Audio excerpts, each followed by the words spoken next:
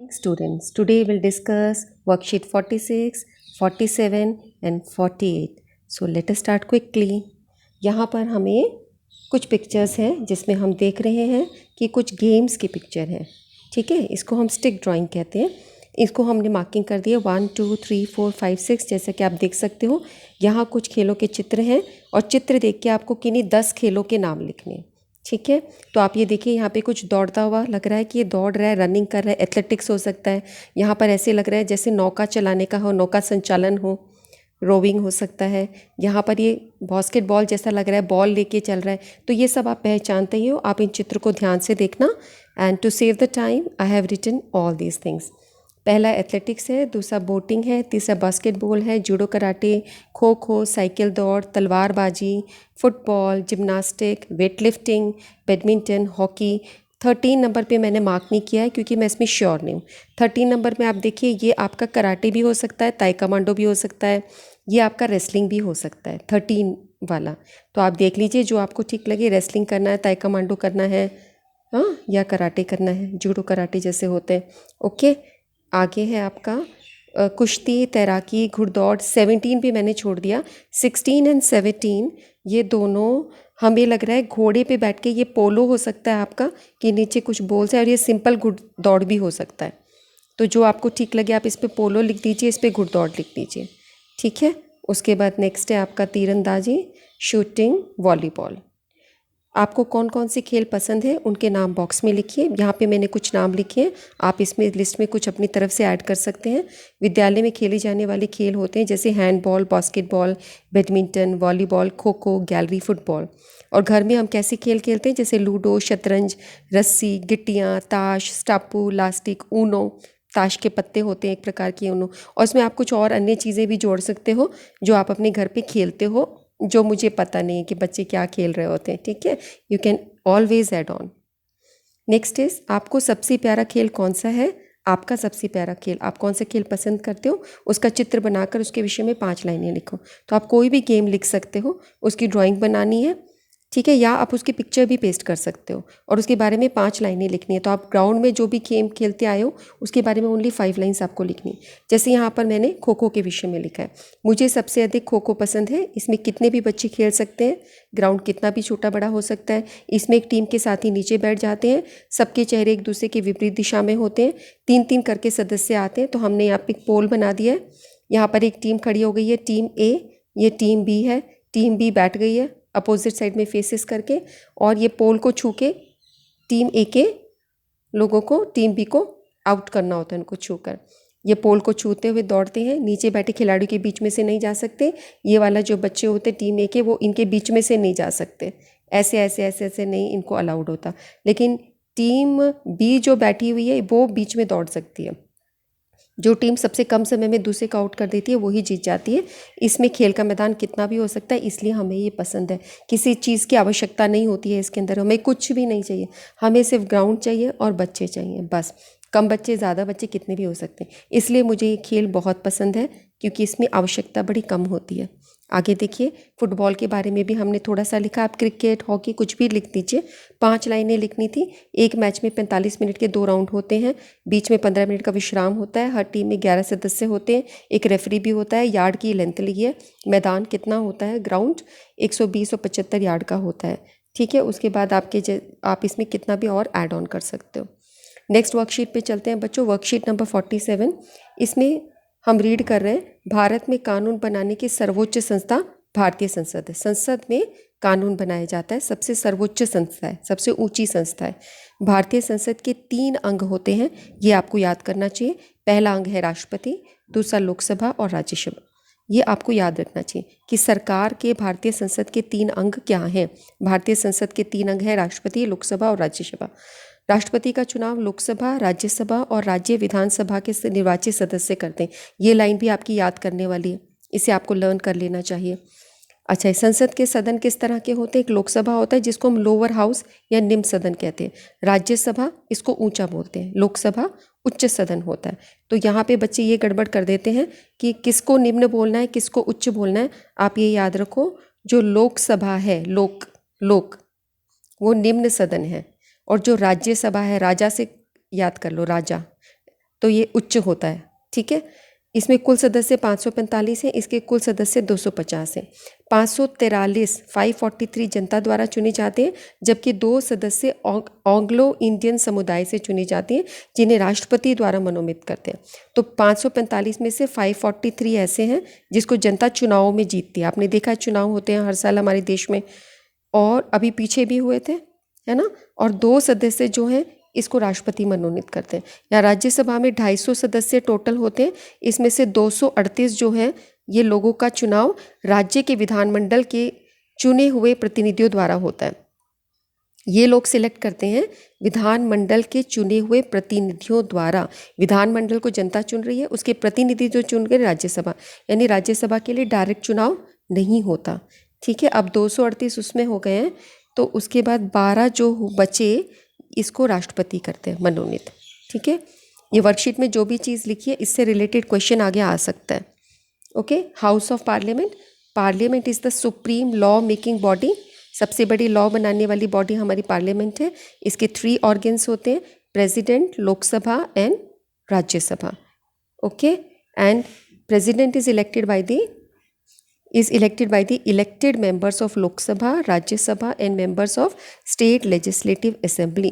President को कौन elect कर रहा है? Lok Sabha, Rajya Sabha and state legislative assembly के सिलेक्टेड मेंबर, सारे नहीं, कुछ member, some members of the members of state legislative assembly. State legislative assembly के मेंबर्स, ये लोकसभा, ये राज्यसभा के, ये 3 लोग मिलके प्रेसिडेंट को चुनते हैं। ओके, हाउस ऑफ पार्लियामेंट आपका लोकसभा होता है लोअर हाउस, जिसमें 545 लोग होते हैं। राज्यसभा जिसको अपर हाउस बोलते हैं, इसमें 250 लोग होते हैं। 545 में से 543 पीपल वो होते हैं जिनको हम इलेक्शन से चूज़ करते हैं, और 2 सदस्य वो होते हैं जो एंग्लो इंडियन कम्युनिटी से प्रेसिडेंट चूज़ करते हैं। यहाँ पे 12 प्रेसिडेंट चूज़ करते हैं और 238 elected by the elected members of state legislative assembly. ये सारा का सारा चार्ट बच्चों आपके याद करने का है, इसमें एक भी लाइन ऐसी नहीं है जिसे आपको मिस करना है। ये सारी की सारी चीज़ आपको याद रखनी चाहिए। ओके, लेट अस सी। अपने लोकसभा के क्षेत्र व सांसद का नाम पता करके बताइए। तो आप जिस भी एरिया में रहते हो बच्चों, वहाँ का लोकसभा क्षेत्र करना है, आपको लिखना है, और सांसद का नाम, जैसे मैंने दक्षिणी दिल्ली का लिखा है रमेश बिदूरी। पता लगाओ कि राष्ट्रीय राजधानी क्षेत्र में कितने सांसद लोकसभा से हैं। कितने सांसद लोकसभा से? 7 लोकसभा से हैं। कितने राज्यसभा से? 3 राज्यसभा से। राष्ट्रपति द्वारा कितने सदस्यों को लोकसभा में चुना जाता है? 2, और 12 राज्यसभा में मनोनीत किया जाता है। पता लगाइए कि भारत में राष्ट्रपति का चुनाव कौन करता है। भारत में राष्ट्रपति का चुनाव लोकसभा, राज्यसभा व राज्य विधानमंडल के निर्वाचित सदस्य करते हैं। इसको हमने अभी पढ़ा था ना, राष्ट्रपति का चुनाव ये करते। ये उत्तर ये है। ठीक है, एक उत्तर हमारा यहाँ से आया है, एक यहाँ से आया है।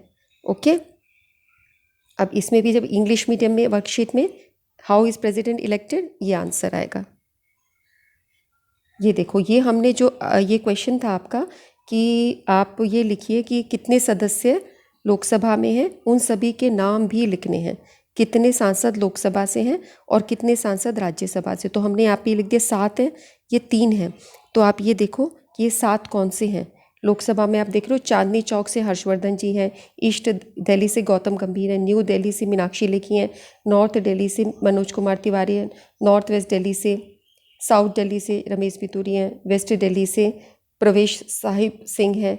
ठीक है, ये सारे हमने इनके नाम लिखे हैं। हंसराज हंस हैं, तो ये हिंदी में हमने नाम लिख रखा है इधर, ये इंग्लिश में नाम के। राज्यसभा के 3 हैं, national capital territory of Delhi के नारायण दास गुप्ता, बीजेपी के हैं सुशील कुमार गुप्ता और संजय सिंह गुप्ता। आपसे पार्टी का नहीं पूछा गया, ये आपके पार्टी के हैं तीनों। राज्यसभा के जो हैं नारायण दास गुप्ता, सुशील कुमार गुप्ता और संजय सिंह, और ये सारे बीजेपी के हैं। ये हमें आस्क नहीं है, हमें सिर्फ ये 2 चीज़ों का नाम। तो ये जो क्वेश्चन है, आप जिस भी एरिया में रहते हो आप इस टेबल से इसका आंसर लिख सकते हो। ठीक है, ये आपका चेंज हो जाएगा जो भी हो। ठीक है, कंप्लीट इन्फॉर्मेशन इस टेबल में, आप अपने एरिया के अकॉर्डिंगली इसको कंप्लीट कर सकते हो। ये इंग्लिश की वर्कशीट है, जैसे मैंने यहाँ पे साउथ दिल्ली रमेश बितूरी लिखा है, name of the parliamentary seat and member of parliamentary MP, how many members Lok Sabha, 2 members from the Lok Sabha and 12 members from the Rajya Sabha. Okay, and how many members Lok Sabha seats are there from National Capital Territory of India. 7 Lok Sabha seats are there and 3 Rajya Sabha seats.